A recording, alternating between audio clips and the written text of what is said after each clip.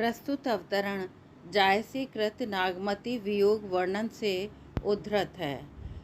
इस अवतरण में पूस के महीने में होने वाली नागमती की विरह व्यथा की व्यंजना की गई है। पद इस प्रकार है।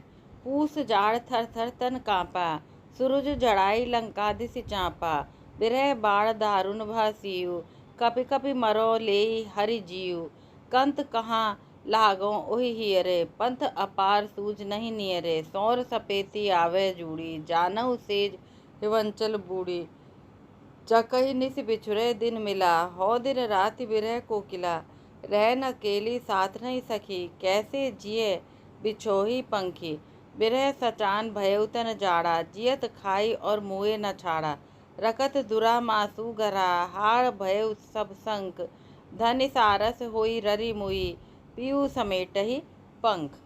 यहाँ पर नागमती पौष माह में अपनी विरह दशा का वर्णन करते हुए कहती हैं कि पौष माह में यानी पूस माह के जाड़े में शरीर थर थर काँप रहा है और सूर्य यानी मेरा सूर्य समान मेरा पति रत्नसेन भी जड़ाई लंकादि से चापा, कष्ट पाकर जैसे दक्षिण दिशा की ओर चला गया है। यानी जिस प्रकार सूर्य दक्षिण दिशा में चला जाता है तो यहाँ पर अधिक ठंड हो जाती है, उसी प्रकार मेरा पति भी दक्षिण दिशा में चला गया है और अभी तक लौटा नहीं है। मेरा हृदय भी ठंड की वजह से काँप रहा है। विरह बाढ़ दारुण भासियु, मेरा वियोग इस समय बहुत अधिक बढ़ गया है और शीतकाल भी दारुण बहुत ही कष्ट दे रहा है। कपि कपि मरो, और मैं शीतकाल में प्रियतम के विहीन होकर के काँप काँप के मर रही हूँ। ले हरि जीव, और ऐसा प्रतीत हो रहा है कि मेरा प्रियतम स्वयं नहीं गया है बल्कि मेरे हृदय को भी अपने साथ ले गए हैं। कंत कहाँ लागो ओहि हियरे, यदि कंत मेरे पास होते तो मैं उनके गले से चिपटकर हृदय से चिपटकर शीत मुक्ति प्राप्त कर लेते। पंथ अपार सूझ नहीं नियरे, लेकिन उन तक जाने का मार्ग भी इतना अपार है, सूझ नहीं नियरे, वो मेरे पास नहीं है। मुझे तो निकट की वस्तु भी दिखाई नहीं पड़ती, तो फिर मैं इतनी दूरी कैसे देखूंगी। सूझ नहीं नियरे, नियरे माने पास, मुझे इतना लंबा रास्ता है, प्रियतम मेरे पास नहीं है, मैं उधर इतनी दूर नहीं जा सकती हूँ।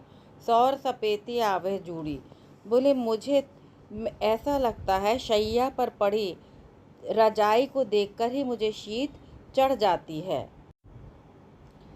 कह रही है कि सौर सपेती, जैसे ही मैं शॉल को लपेटती हूँ या लेटती हूँ तो मुझे बहुत ठंड आती है, क्योंकि जानहु सेज हिवंचल बूढ़ी, ऐसा लगता है कि जिस तरह से सफ़ेद बर्फ़ हिमालय में पड़ी रहती है उसी प्रकार मेरी शैया भी बर्फ़ से सजी हुई है और मैं इतनी ठंड में उसके ऊपर भली प्रकार लेट नहीं पाती हूँ। चकई निस बिछुरे दिन मिला, बोले चकवी अपने प्रियतम से निस बिछुरे, रात में बिछुड़ जाती है लेकिन दिन में आकर के मिल जाती है। हौ दिन रात विरह कोकिला, मैं तो दिन और रात अपने प्रियतम से वियुक्त हूँ और ऐसी कोकिला हूँ जो उनके वियोग में रहकर केवल उनका इंतज़ार ही कर रही है। रहने अकेली साथ नहीं सकी, कैसे जिए बिछोही पंखी, रात में मैं अकेली हो जाती हूँ और साथ में मेरी सखी भी नहीं होती, वो भी घर चली जाती है। कैसे जिए, मैं कैसे जीवन धारण करूँ, बिछोही पंखी, अपने प्रियतम से वियुक्त होकर मैं कैसे जीवन धारण करूँ। बिरह सचान भयउ तन जाड़ा, जियत खाई और मुँहे न छाड़ा, यह जो भयानक शीतकाल में विरह मुझे सता रहा है, ये वैसे ही सता रहा है जैसे सचान, जैसे कि बाज एक चिड़िया को सताता है। यह शीत रूपी बाज जीते जी मुझे खा रहा है और मरने पर भी ऐसा लगता है कि मुझे नहीं छोड़ेगा। रकत डुरा मासू गरा, इस विरह काल में नागमती का रक्त आंसू बनकर बह रहा है, मांस गल रहा है और हड्डियां भी सूखकर शंख जैसी हो गई हैं। हाड़ भये सब शंख। बिहारी की पंक्तियां याद कीजिए। हाड़ भये जस किंगरी नसै भई सप्तात, होगर विरह जरी मुई तेइक धुआं हमलाक।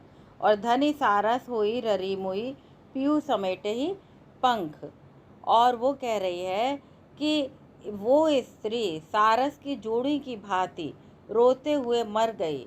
हे प्रिय, अब तो आकर के उसके पंख समेट लो। अर्थात बार बार नागमती वियोग की अधिकता का वर्णन कह रही है कि आपके वियोग में मेरे शरीर में जो मांस इत्यादि है सब गल रहा है। आपके वियोग में मैं बहुत अधिक पीड़ित हो रही हूँ, बिल्कुल मरी जा रही हूँ। आप मुझे आकर के मेरी रक्षा करें, मेरे पास आ जाएं, तभी मैं इस जीवन को धारण करने में समर्थ हो पाऊंगी। विशेष में हम जानते हैं कि हाँ, ये प्रतीकात्मक काव्य है, लेकिन प्रतीकात्मकता बाधक नहीं है। पद्मावती ईश्वर की प्रतीक हैं, रत्नसेन साधक, राघव चेतन शैतान और नागमती संसार और हीरामन तोता गुरु का प्रतीक है। अलाउद्दीन खिलजी माया का प्रतीक है।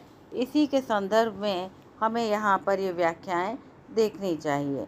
कहा जा सकता है कि लौकिक से अलौकिक की यात्रा यहाँ हम जायसी के पद्मावत में नागमती के वियोग वर्णन में कर रहे हैं। यहाँ विशेष में हम देखते हैं कि आचार्य शुक्ल की प्रमुख पंक्तियाँ हैं। जायसी को हम विप्रलंब श्रृंगार का प्रधान कवि कह सकते हैं, याद की जा सकती हैं। वियोग श्रृंगार का सुंदर उदाहरण है। जहाँ भी श्रृंगार वर्णन होगा वहाँ पर माधुर्य गुण अवश्य होगा, ये ध्यातव्य है। और इसी प्रकार भाषागत वैशिष्ट्य में काम आने वाले उद्धरण भी यहाँ पर दिए गए हैं। शुक्ल कहीं नागमती के वियोग वर्णन को अत्यंत उत्कृष्ट मानते हैं, कहीं विरह वर्णन को हिंदी साहित्य की अद्वितीय निधि मानते हैं, कहीं जायसी के विरह वर्णन में बताते हैं कि इसमें विरह वर्णन तो है लेकिन अत्यंत अत्युक्तिपूर्ण होने पर भी मजाक की हद तक नहीं पहुंचा है, उसमें गांभीर्य बना हुआ है। और ये भी कहते हैं कि आशिक माशूकों का निर्लज्ज प्रलाप नहीं है। आपको इनमें से जो भी पंक्तियाँ याद करनी हो याद करें और ध्यान से देख लें, क्योंकि यूजीसी नेट में इसमें से अवश्य प्रश्न आता है पहचान करने के लिए। और यहाँ पर भाव साम्य दिए गए हैं। छड़ियाँ जाई पड़ी दादू इस संसार में, या आज सुनूं केवल चुप रहकर। यह बिहारी की वो पंक्तियाँ भी याद आती हैं यहाँ पर। हाड़ भये जस किंगरी नसै भई सप्तात, तो इत्यादि ये सभी आप जो अच्छा लगे वो आप याद करें और अधिक अंक प्राप्त करें।